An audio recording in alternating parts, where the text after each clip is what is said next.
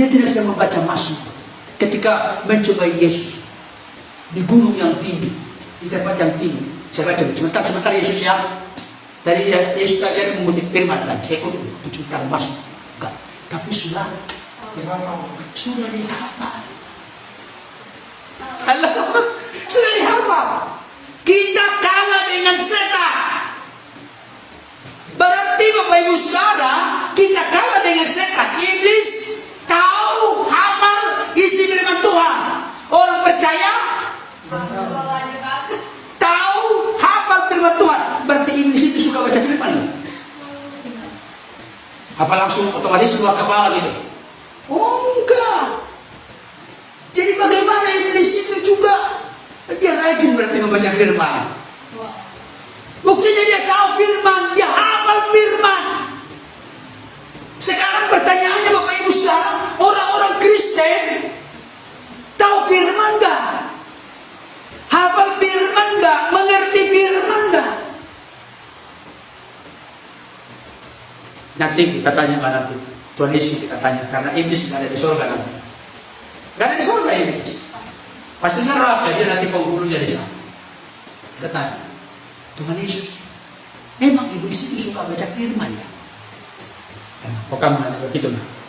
Iya, ketika mencoba engkau Yesus, siapa di gunung Mazmur tinggi, tapi dia ikut firman Tuhan. Ya itulah kelemahan orang Kristen. Kenapa? Karena orang Kristen itu mengaku Kristen tapi tidak suka membaca firman. Iblis suka baca firman. Barangkali nanti Yesus akan berkata begitu dan kita akan terbelalak. Jadi kalau orang Kristen kalah dengan setan, kenapa? Dengarkan Bapak Ibu Saudara yang bergabung saat ini.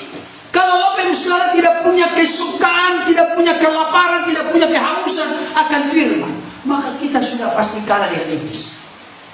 Iblis tahu firman. Iblis membaca firman, iblis hafal firman. Orang Kristen sekarang, bayangkan, saya sangat terheran-heran seorang pendeta hamba Tuhan. Saya ini mengkritik pendeta. Dia mengutip firman Tuhan. Seperti firman Tuhan berkata dari Yohanes 3:16, karena begitu besar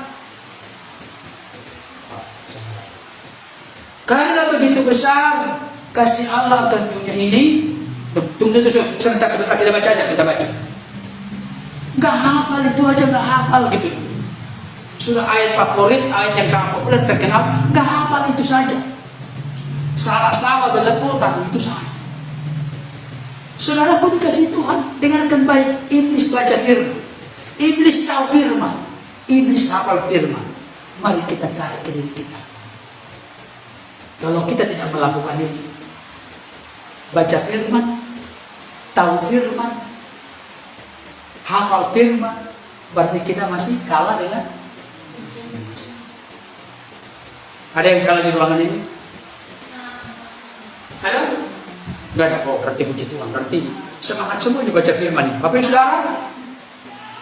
Saudara yang bergabung secara live, saudaraku yang dikasih Tuhan, kalah sama setan, kalah sama iblis. Karena ternyata iblis itu pantang menyerah, tekun, ulet, gigih, telaten. Iblis juga tahu firman, baca firman, hafal firman. Kalau saya baca nanti yang lain lagi, saudara makin kaget. Mari kita buka dulu. Bapak Ibu Saudara percaya Tuhan? Percaya Tuhan? Percaya. Mari. Yakobus pasal 2 ayat 19. Supaya kita tahu apa beda kita dengan iblis, dengan setan. Yakobus 2:19. Sudah? Yakobus 2:19. Kalau sudah kita baca sama-sama. 2 ya. Engkau percaya. Udah semua kita bukan? 2 ya. Engkau percaya bahwa hanya ada satu Allah saja. Itu baik. Tetapi setan-setan pun juga percaya akan hal itu dan mereka benar. Bapak Saudara percaya Tuhan itu? Percaya. Iblis setan? Percaya. Mari kita renungkan. Di mana sih letak perbedaan kita dengan iblis sehingga kita bisa mengalahkan iblis? Ternyata percaya, katanya setan-setan itu percaya, bahkan mereka gemetar. Iblis itu gemetar ketika berhadapan dengan Yesus. Kalau saudara pernah membaca di dalam kitab Injil, ketika berhadapan dengan Yesus, mereka langsung, apalagi suruhlah kami pindah dari bagi-bagi ini, itu kan langsung takut mereka. Takut loh jahat iblis setan itu ketika berhadapan dengan Yesus. Mereka gemetar. Orang Kristen ketika berhadapan dengan Tuhan gemetar enggak? Halo? Justru kita yang seringkali membuat orang di luar sana jadi gemetar. Buktinya, ketika kesenggol sepeda motornya, apa dia ngomong? Coba, siapa di sini yang pernah kesenggol orang akhirnya jadi jatuh? Kira-kira omongannya apa? Macam-macam. Apa ngomongnya? Dasar lo, oke, dasar lo, itu masih agak bagus lah. Bahasa lain dasar, langsung kebun binatang keluar. Iya, kebun binatang keluar. Saya kemarin itu, waduh, Tuhan ampuni kami ini hamba-hamba Tuhan, banyak juga kami celah, kekurangan kelemahan. Suatu ketika ada seorang pendeta Bapak Ibu Saudara, dia berkhotbah di sebuah gereja besar. Dia membahas Efesus 4 ayat 29. Janganlah ada perkataan-perkataan kotor keluar dari mulutmu, pakailah perkataan yang membangun, supaya mana ada orang yang mendengarnya beroleh kasih karunia.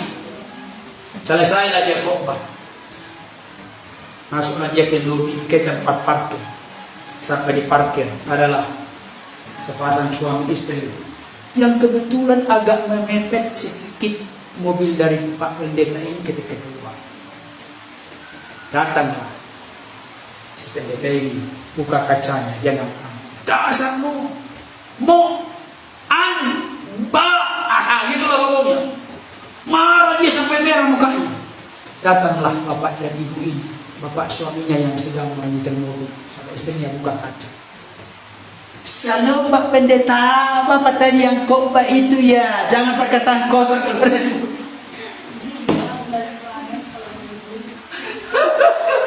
Bapak Saudara nangka maksudnya, dia gas itu mobilnya, lari dia. Saya tidak tahu, barangkali sampai ke rumah dia ambil kita, dia penyembahan Tuhan.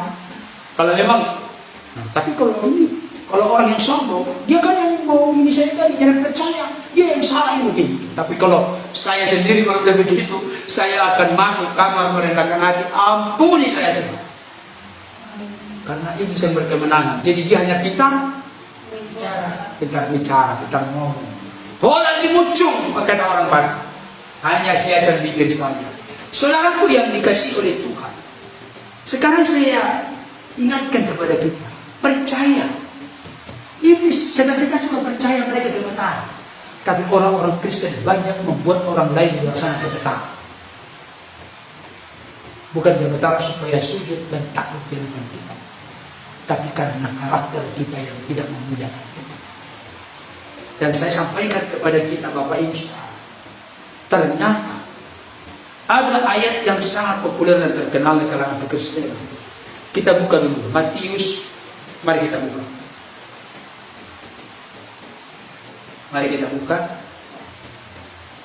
dalam kitab Matius pasal 16.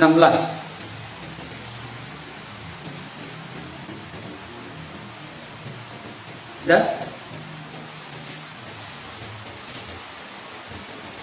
Sorry, Matius pasal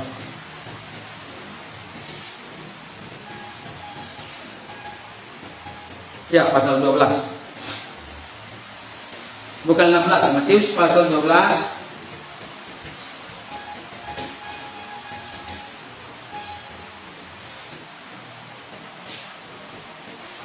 ayat yang ke-24.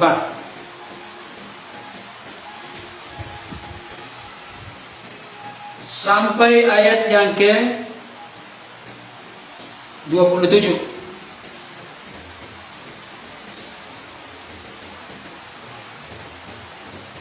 Sudah? Matius 4 ayat 24, Matius 12 ayat 24 sampai 27. Saya baca untuk kita.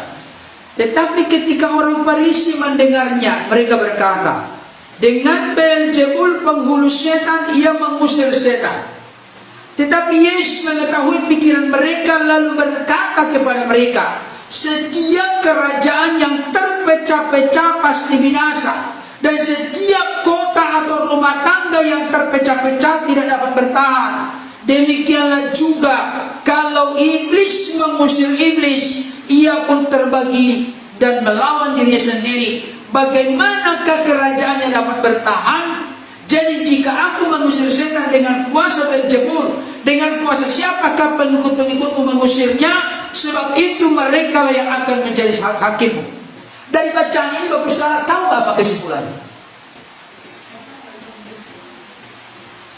Ahli Taurat orang-orang Farisi menuduh Yesus mengusir setan dengan Beelzebul, penghulu setan. Karena ada seorang yang dirasuk oleh setan, dan Yesus mengusir roh jahat setan itu dalam dirinya sehingga lepas. Tapi ahli Taurat orang Farisi membuat kesimpulan, Yesus mengusir setan dengan Beelzebul, dengan penghulu setan. Yesus memberikan perumpamaan, setiap kerajaan yang terpecah-pecah pasti binasa. Setiap keluarga yang terpecah-pecah pasti tidak dapat bertahan. Nah, apa maksudnya? Yesus menegaskan apa di sini? Yesus mau menegaskan khususnya ayat yang ke-26. Demikianlah juga kalau iblis mengusir iblis, ia pun terbagi-bagi dan melawan dirinya sendiri. Bagaimanakah kerajaannya dapat bertahan?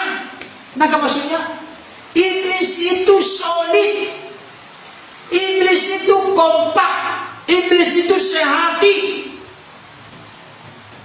iblis itu bersatu. Kalah dengan setan, kalah dengan iblis. Apa pengertiannya? Orang-orang percaya keluarga. Coba kita lihat sekarang, keluarga masih kompakkah?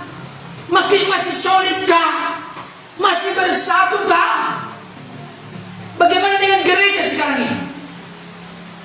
Bayangkan Bapak Ibu Saudara, gereja sekarang ini, kalau kita jujur, gereja sedang mengalami masalah yang serius terkait dengan kesatuan, terkait dengan unity, kekompakan, kesatuan.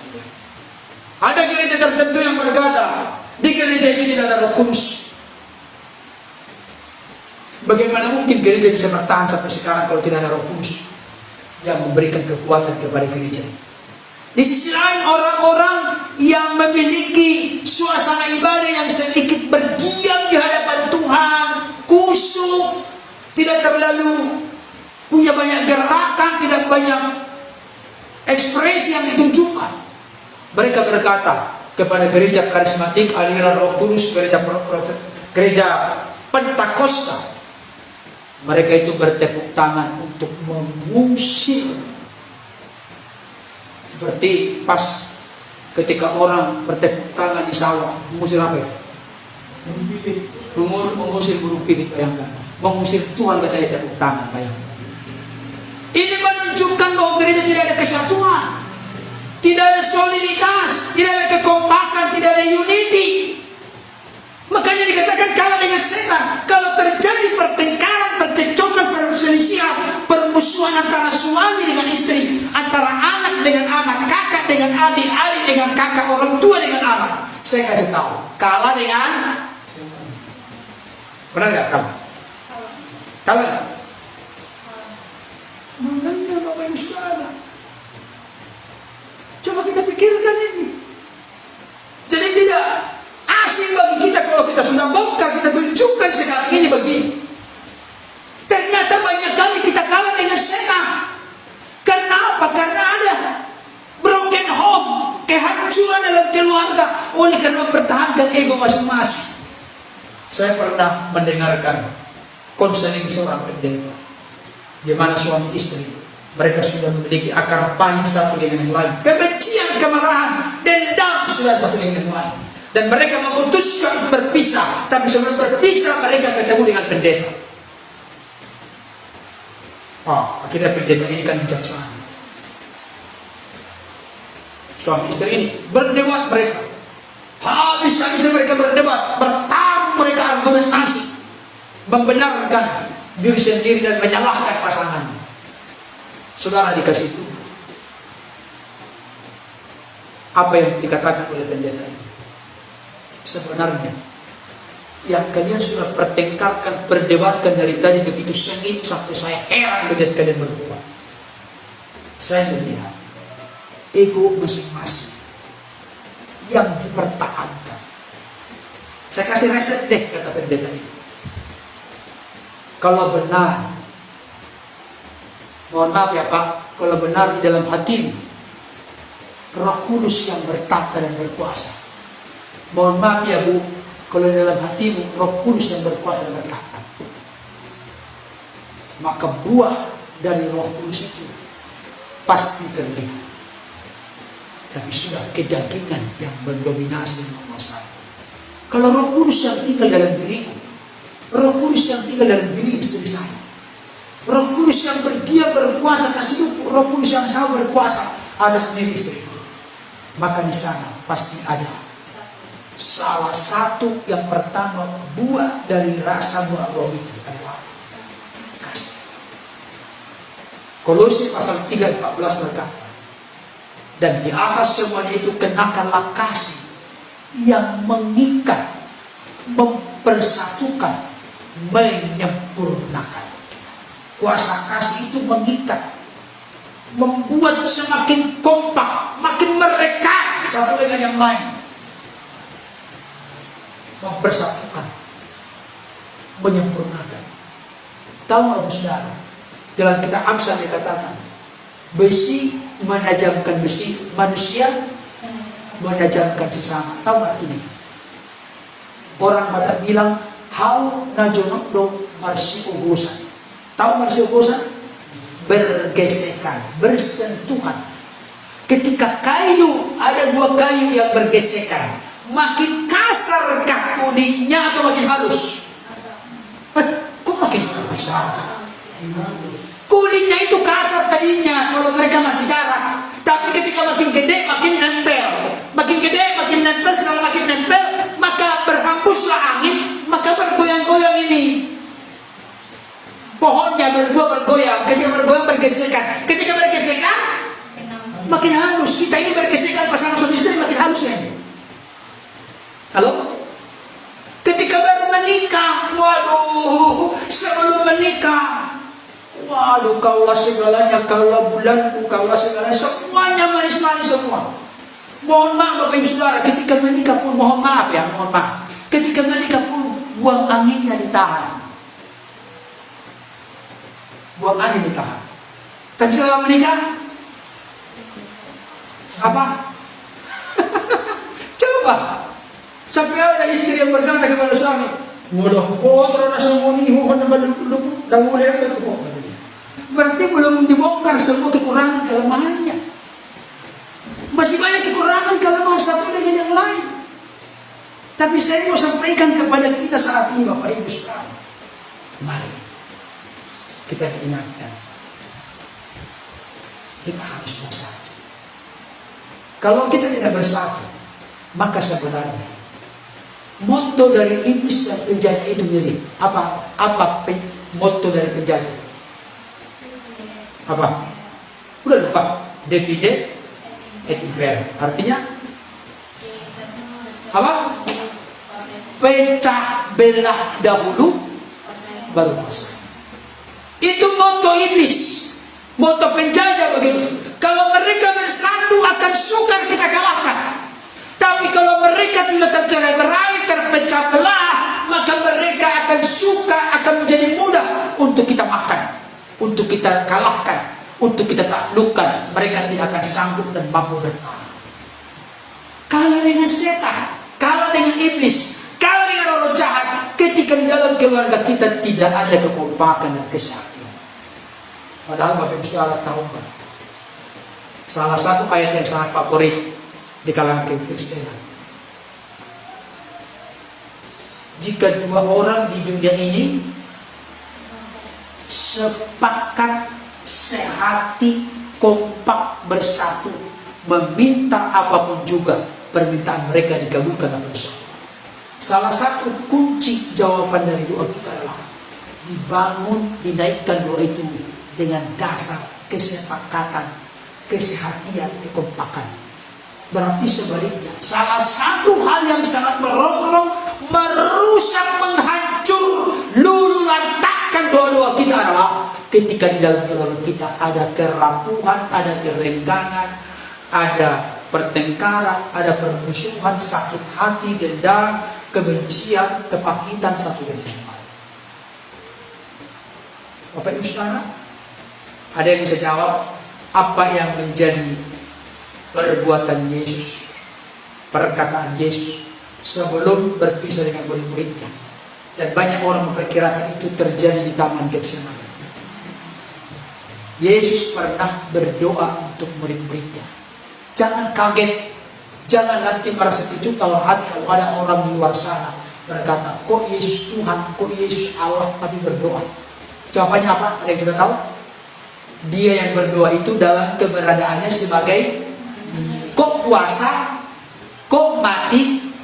Dia yang mati dalam keberadaannya sebagai manusia, sebagai yang ilahi. Gak pernah Yesus mati, gak pernah mati. Saudaraku yang dikasih oleh Tuhan, Yesus ketika di Taman Getsemani ada satu yang dia doakan. Ada yang tahu apa yang didoakan? Mari kita buka Yohanes pasal 17. Yohanes 17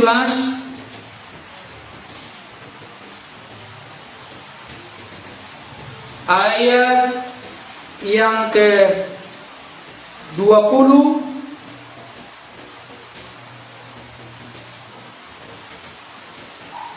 sampai 21. Yohanes 17 ayat 20 sampai 21. Sudah? Yohanes 17 ayat 20 sampai 21. Dua ya. Dan bukan untuk mereka ini saja aku berdoa, tetapi juga untuk orang-orang yang percaya kepadaku oleh pemberitaan mereka.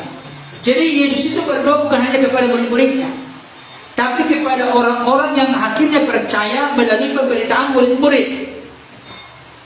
Coba ikutin ya. Yesus berdoa bukan hanya kepada murid-murid saat itu. Murid-murid saat itu jumlahnya berapa? 11 dong. Kan sudah terpisahkan diri si Yudas pergi ke imam-imam kepala ke Yahudi untuk membangun kesepakatan berapa harga yang akan diberikan kepada Yudas ketika mau menyerahkan Yesus dengan cara dicium. Jadi 11 orang di Taman Getsemani bukan 12 orang. Yesus pertama-tama berdoa untuk murid-muridnya. Tapi di sini dikatakan Yesus tidak hanya berdoa untuk murid-muridnya, tapi untuk mereka-mereka yang percaya kemudian lewat pemberitaan murid-murid. Mereka-mereka yang sudah percaya itu juga didoakan oleh Yesus. Lewat pemberitaan mereka juga menjadi murid. Lewat pemberitaan murid menjadi murid. Dari murid menjadi murid. Dari murid menjadi murid. Sampai kepada saudara dan saya, gereja sepanjang sejarah segala abad. Berarti doa Yesus ini bukan hanya berlaku di zaman Yesus. Dia doakan kepada muridnya, tapi kepada saudara dan saya. Apakah yang menjadi doa Yesus? Kita lihat 17 ayat 20. 21 sekarang, ayat 20 saya ulangi dulu. Dan bukan untuk mereka ini saja aku berdoa, tapi juga untuk orang-orang yang percaya kepadaku oleh pemberitaan mereka. Coba kita baca sama-sama dengan keras dua ya. Supaya mereka semua menjadi satu, sama seperti engkau ya Bapa di dalam aku dan aku di dalam engkau, agar mereka juga di dalam kita, supaya dunia percaya bahwa engkaulah yang telah mengutus aku. Yang dimaksud menjadi satu di sini bukan dalam hakikat jadi diri Allah, dalam konteks relasi, hubungan, persekutuan yang erat, yang kompak, yang solid antara satu dengan yang lain. Ini doa Yesus. Bayangkan, kok kalau Yesus sampai berdoa supaya mereka semua menjadi satu, maka kesatuan itu sesuatu yang penting, ada sesuatu yang biasa. Sesuatu yang penting. Jadi Bapak Ibu Saudara, jangan dilupakan doa Yesus ini. Ini doa Yesus supaya orang-orang percaya sepanjang sejarah segala abad, termasuk gereja Tuhan di akhir zaman ini, supaya kita semua memiliki kesatuan, kekompakan, solid, sehingga mencerminkan kemuliaan Kristus di tengah-tengah di mana Tuhan tempatkan kita berada. Kalau sesama kita sudah gontok-gontokan, maka orang-orang di luar sana akan berkata apa? Sudah pernah saya sampaikan di sini, sebelum tahun 80-an, ada keluarga dan saudara kita sekolah, anak-anaknya yang laki-laki yang sudah pemuda berantem, sampai mereka tunjuk-tunjukkan, jangan berisik. Malu kita sama tetangga, karena tetangganya orang Kristen. Tapi setelah terjadi peristiwa besar, peristiwa heboh tentang gereja besar di Asia Tenggara, pendeta-pendetanya gontok-gontokan, marah-marah satu dengan yang lain. Setelah terjadi itu, keluarga yang sama ngomong berbeda. Jangan berantem. Kalian gak lagi, jangan berantem. Kayak pendeta aja. Karena waktu itu kan pendeta yang berantem. Bayangkan kalau sudah kayak pendeta aja kan. Gak ada lagi yang mau kita, apa lagi yang mau kita ngomong ke dunia ini? Gak ada. Gak ada, karena kesaksian kita sudah rusak. Padahal firman Tuhan berkata kita harus menjadi saksi. Bapak Ibu Saudara tahu pengertian kita harus menjadi terang. Terang itu berbicara nggak? Berbicara nggak terang? Hei, iya ada lampu sini, lampu ini. Aku terang loh. Dia diam, tapi kita rasakan kehadirannya. Kita rasakan kegunaannya, manfaatnya, khasiatnya. Makanya dikatakan oleh Yesus, kamu adalah terang dunia. Dengan perbuatanmu orang lain memuliakan Bapa di surga. Berarti terang itu dari perbuatan kita. Orang Batak bilang lebih nyaring bunyinya perbuatan dari perkataan. Perbuatan kita menjadi kesaksian di tengah-tengah di mana kita berada. Jadi Bapak Ibu sekarang saya mau sampaikan satu. Paling tidak saya temukan kalah sama setan atau iblis. Kenapa kalah? Karena kita pertama tidak baca firman, tidak tahu firman, tidak hafal firman. Iblis baca firman, tahu firman, hafal firman. Kalau kita hanya baca, tahu dan hafal, berarti masih selepel, masih sama kita dengan setan dan iblis.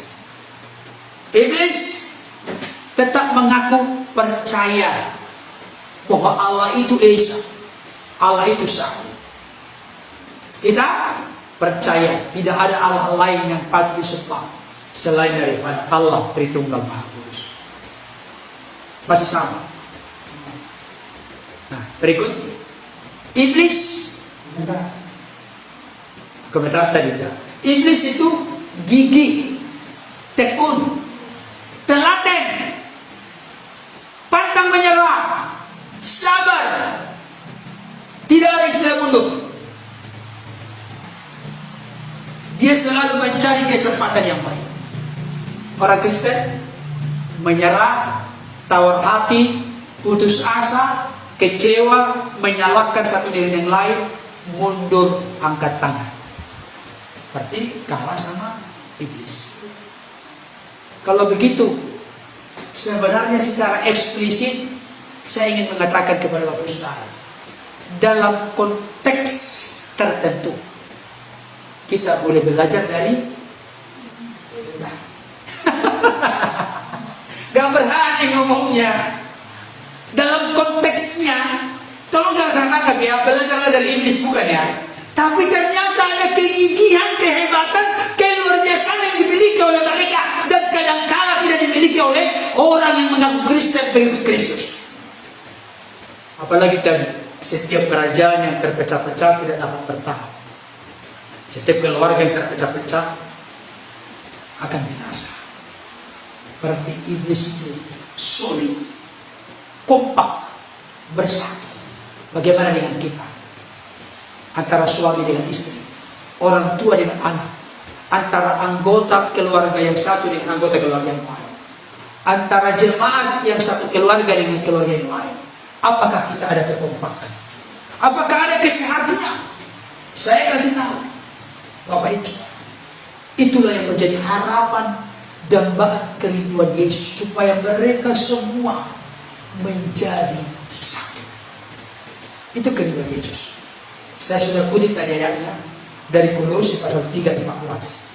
Dan di atas semuanya itu kenakanlah kasih sebagai pengikat yang mempersatukan dan menyempurnakan. Nah, sekarang mungkin Bapak Saudara akan berkata, Pak Pendeta, kalau begitu bedanya dengan iblis apa dong? Supaya kita jadi menang. Lawanlah dia dengan iman yang teguh. Iman yang teguh kita peroleh melalui kita mendengarkan firman. Kenapa? Mendengar firman artinya firman Tuhan berkata, iman timbul dari pendengaran dan pendengar oleh firman Kristus. Kalau boleh kita simpulkan, bagaimana supaya kita menang terhadap iblis? Bukan kalah sama iblis. Iblis memiliki sifat watak karakter yang selalu memberontak kepada Tuhan, kepada kehendak keinginan kemauan Tuhan. Maka perbedaan signifikan antara kita dengan iblis adalah, kalau iblis memberontak, kita taat. Itu dia. Kalau kita sama-sama tidak taat, berarti kita masih selevel. Bisakah kita mengalahkan yang selevel dengan kita? Apalagi yang di atas kita. Kita bisa mengalahkannya. Karena apa yang tidak dimiliki oleh iblis itu, itulah yang membuat kita berbeda, sehingga kita punya power dan kuasa. Apalagi saudara dan saya yang telah mengalami penebusan, penyelamatan, pembenaran, pengampunan lewat karya Yesus yang telah mati di kayu salib menebus kita.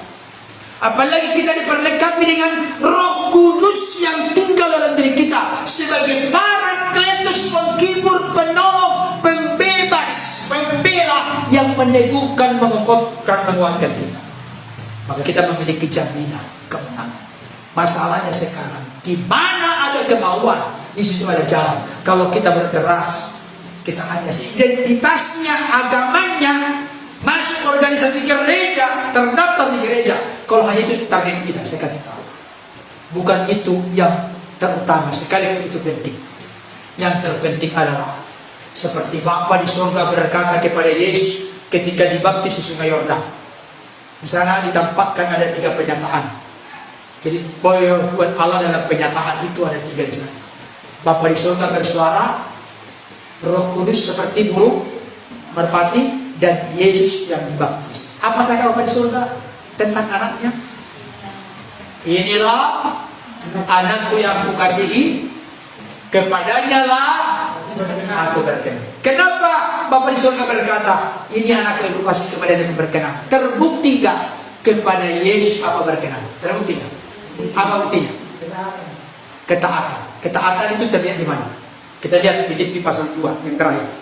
Penutup Filipi pasal 2 ayat yang ke-5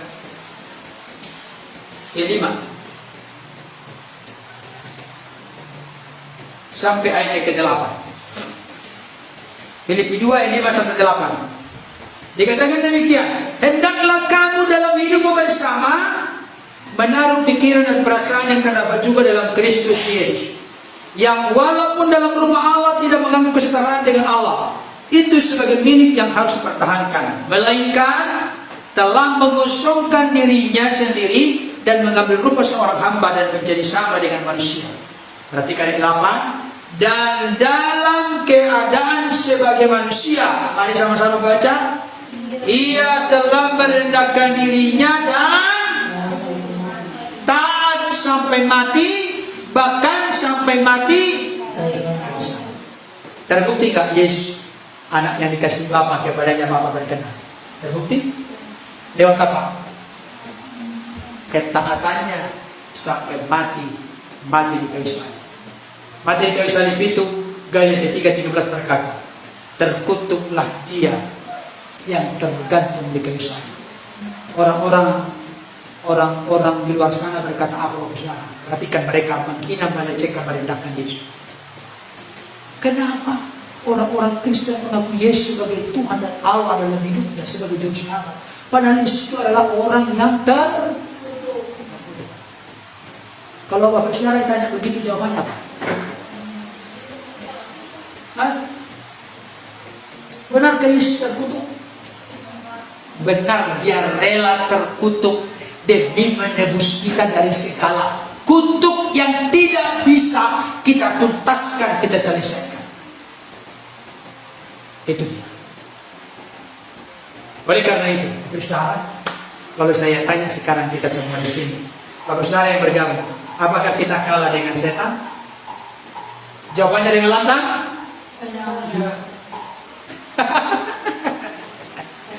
Kita menang atas setan. Jangan mau kalah dengan setan. Lawanlah dia dengan iman yang teguh. Tapi jangan lupa, tadi ayat yang mengatakan, baca dulu sekali lagi, Yakobus 4 ayat 7 tadi. Itu triknya kita untuk memenangkan pertempuran. Karena itu, kenapa ada kata karena itu? Siapa yang bisa jawab? Sebab Allah menentang orang yang congkak dan yang di atasnya. Sebab Allah menentang orang yang congkak dan mengasihani orang yang rendah hati. Artinya kalau orang congkak, orang sombong, orang tinggi hati, orang itu tidak akan pernah berada dalam ketundukan kepada kita. Tidak, orang sombong bisa taat. Halo, orang sombong, orang angkuh bisa taat? Enggak. Sombong artinya aku bisa berbuat apa saja tanpa orang lain, termasuk tanpa Tuhan. Itu orang sombong, super nomor 1. Soalnya karena itu, karena Allah menentang orang yang congkak, tetapi mengasihani orang rendah hati. Karena itu tunduklah. Kalau orang tunduk melambangkan apa? Kerendahan hati. Rendah hatilah, tunduklah. Dan setelah tunduk baru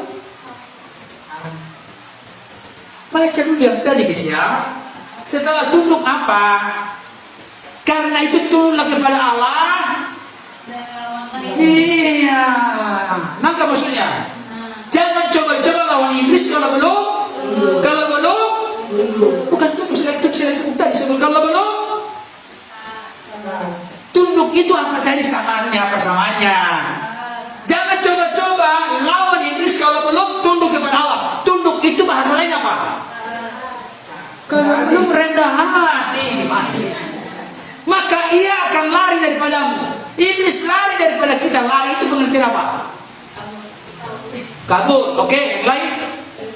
Nah, kalah. Itu maksudnya. Iblis kalah ketika kita tunduk kepada Allah. Tidak ada kesombongan, keangkuhan, kecongkakan, tinggi hati dalam diri kita. Orang rendah hati itu tidak mungkin jatuh. Kalaupun jatuh pasti ada maksud Tuhan yang terbaik untuk mempromosikan naik lebih tinggi. Tapi kalau orang suka meninggikan diri sendiri, yang meninggikan diri sendiri siapa? Tuhan atau dia?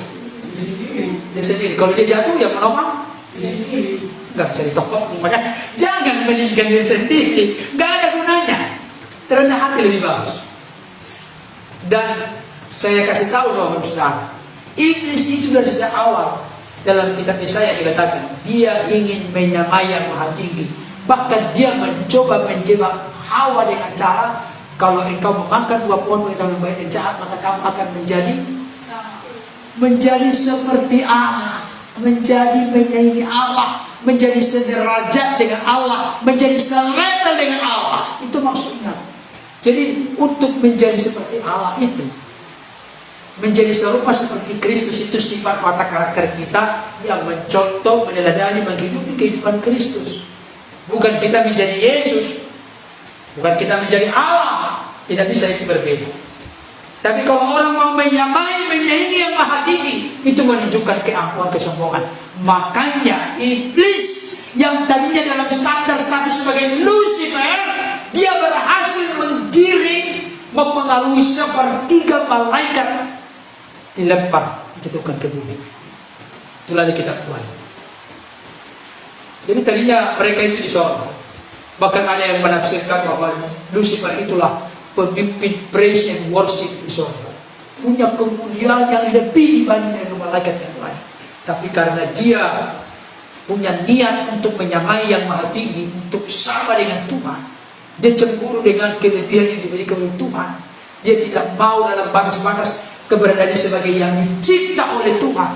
Maka dia akhirnya dilempar dari sorga, dan dialah yang mengacaukan dunia. Karena ulasan ini menjadi berkat bagi kita. Tuhan Yesus menolong kita. Kita tidak kalah dengan setan, kita menang dengan setan. Tapi yang jelas, mari kita tundukkan diri kita kepada Tuhan, kita rendahkan hati, kita taat untuk mengabdi kepada Tuhan. Amin. Kita berdoa.